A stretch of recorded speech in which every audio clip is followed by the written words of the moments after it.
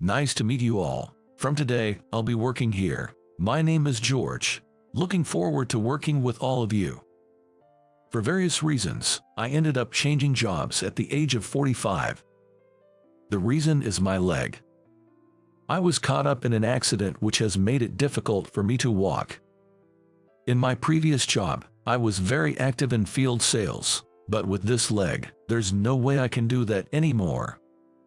When I decided to change jobs, my boss said, "I'll check with the higher-ups to see if there's a job you can do," trying to be considerate. However, at that company where field work was the main focus, there probably wasn't a job I could handle. I didn't want to burden the company, so I decided to move on. My name is George. When I was 30, I married my college sweetheart, but we got divorced 3 years later. The reason was that I was too focused on my work and neglected our family. When my wife broached the subject of divorce, I was so shocked that I couldn't eat for a while. It took some time, but I've completely recovered now and am feeling positive again.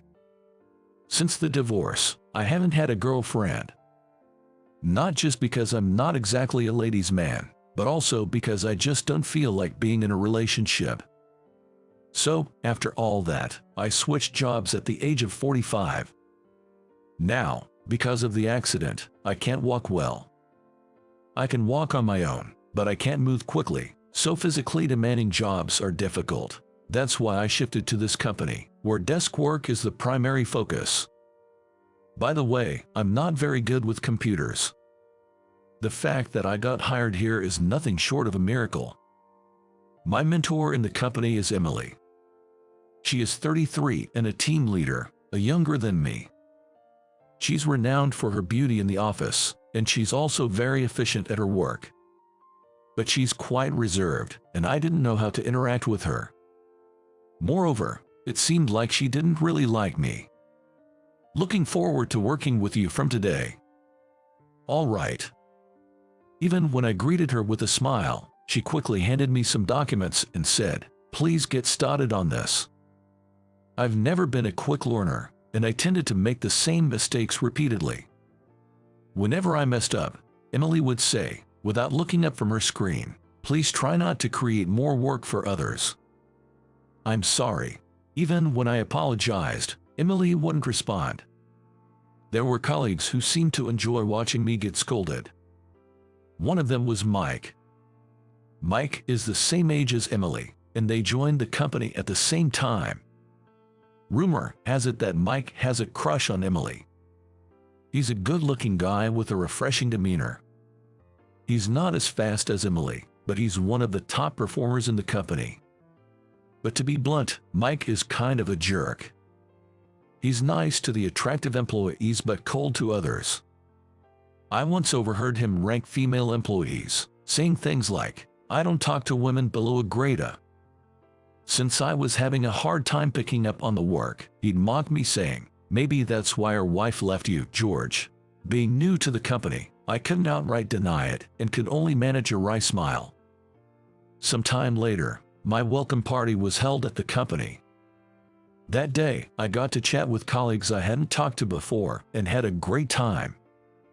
As the party was winding down, one of the colleagues suggested, "We should all go skiing or something next time."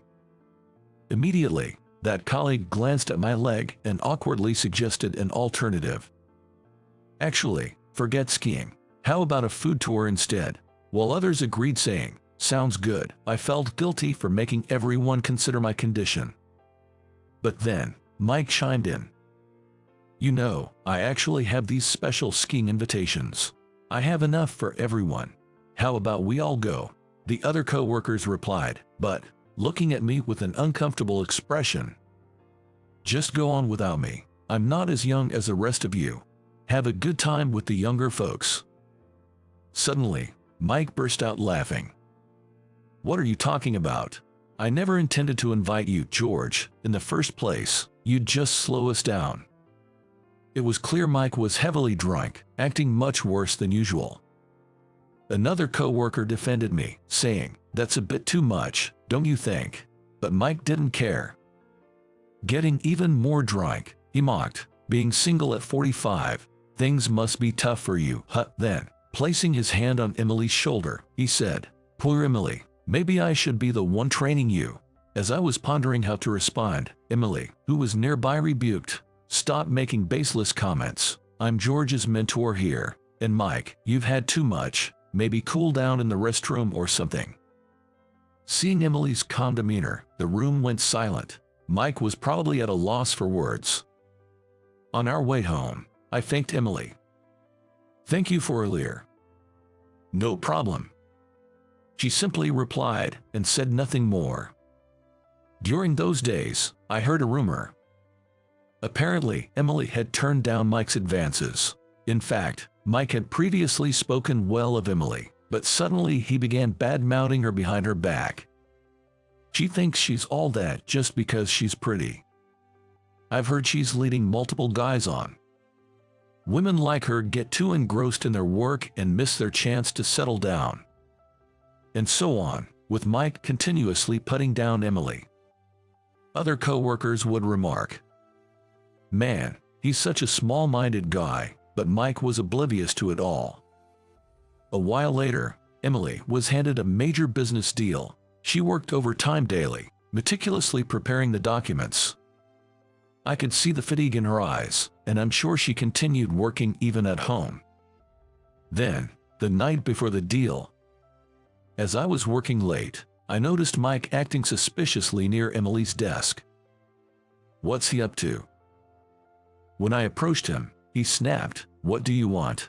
Curious, I inquired about his actions, to which he replied with a smirk, "None of your business," and walked away. I had a bad feeling about this, and my suspicions were confirmed. Emily failed the business deal. Instead of the required documents, she ended up distributing unrelated papers to the client. Upon returning to the office, Emily was severely reprimanded by the boss. "What were you thinking? I'm truly sorry, but I had checked the contents of the envelope the day before, and everything was in order. The cover was the same, but the inside documents were switched. I was shocked. I thought maybe someone mistakenly placed it on my desk. Who would do such a thing? Who would create a document just to switch the inside? Think of a better excuse." Emily was visibly shaken and red-faced. It seems that during the business meeting, the client said it was unacceptable and was very upset. Could it be? Recalling Mike's actions the previous night, it hit me. He did something to her documents. He set Emily up, I'm sure of it. When I glanced over at Mike, he was enjoying watching Emily being scolded with a smirk. I knew it. I was sure. During the lunch break, I approached Mike. "Can we talk for a sec?" "What do you want, old man?" I straight up asked him. "Did you switch Emily's documents?" Without hiding anything, he replied, "Yeah, so I kinda want to give that woman a taste of her own medicine." What are you thinking? Sabotaging her work just because you got rejected is messed up, right? Emily worked so hard for that day. Tell your boss the truth now. Shut up. Stay out of this, old man. With that, he bumped into me on purpose, and Mike walked away. That guy, I knew it. Realizing Mike was the culprit, I couldn't stay silent. I immediately told the truth to my boss. But the boss didn't even consider it. It was hard to believe that Mike, who was competent and had been with the company for many years, would set up a colleague. I wish I had recorded what Mike said that day. Emily looked so down. She had worked so hard every day, and it was unforgivable for her to be treated so terribly. I wanted to protect her by revealing the truth somehow. I was getting frustrated as I couldn't figure out how. One day, I overheard a colleague saying, Emily might be transferred to the regional branch. I heard the directors talking about it earlier. It seemed Emily also heard about this. She murmured in a low voice, "It's over for me. Maybe I should just accept the transfer quietly. I made the representative of AB Trading Company so angry. It can't be helped." I was surprised to hear that. "You just mentioned AB Trading Company." "Yes, you know it, right?" It's a big company. Emily, don't give up yet. We can definitely do something about this. Will you trust me with this? Huh? Emily made a shocked expression at those words. Soon after, I made a call to a person. Hello, long time no see. It's George. Sorry for calling suddenly. CEO Johnson. The company that Emily failed in the big deal was my former employer. I was surprised to hear the company name from her. I never mentioned my previous job, and I hadn't told anyone the company's name. I was so close to the CEO of my previous company, Mr. Johnson, that we occasionally went out for drinks. CEO Johnson is a young company CEO who is 3 years younger than me, and he is quite strict about his work. But he's a person who appreciates the hard work of his subordinates, and I respect him a lot. Even if you don't get results, the process of your efforts is important, he always said. I didn't have any talent, but my only strength was my effort, and fortunately, CEO Johnson always appreciated me. In fact, there is a connection between me and the CEO. He has a young son, and I once saved him from a traffic accident. On my way to work one day, I saw a boy trying to cross the road in front of me, and a truck was coming towards him. However, the boy does not notice this and continues walking. Watch out! With that shout, I pushed the boy out of the danger. The boy was safe, but I ended up with a lingering injury in my leg. The boy I saved turned out to be the son of CEO Johnson. That day, Mr. Johnson had left his work phone at home, and since his son had the day off from school, he was on his way to deliver it to the office when the incident happened. I don't regret saving his son. I decided to leave the company, partly because I couldn't do field sales anymore, but also because I felt my presence would make Mr. Johnson feel guilty and cause him pain, so I chose to distance myself from that company. Before I quit, Mr. Johnson told me, if there's anything I can do for you, just let me know, I'll do whatever I can to help. I remembered him saying that. After hanging up with Mr. Johnson, I shared the news with my colleague, Emily. The CEO himself is coming to talk to us. Thank you. I had no idea that client was where you used to work, George. She was equally surprised. And a few days later, CEO Johnson visited our office. Seeing me, he offered a smile. And I was also included in the meeting. I'm really sorry for all the trouble, Emily apologized. In response to Emily's apologies, CEO Johnson calmly says, don't forget to check everything in advance. This is good manners as a member of society. Yes, you're absolutely right. I'm deeply sorry. As Emily continued to apologize, Mr. Johnson's expression softened. I've heard about you from George. You've prepared quite extensively for this project's negotiations. I'm eager to see the ideas you've come up with. Yes, of course. After that, Emily presented the materials and started explaining to Mr. Johnson. And guess what? The deal was a success. Great project. It must have taken a lot of effort to research and compile this. We'd definitely like to collaborate with your company on this. Thank you so much. Emily was on the brink of tears with joy.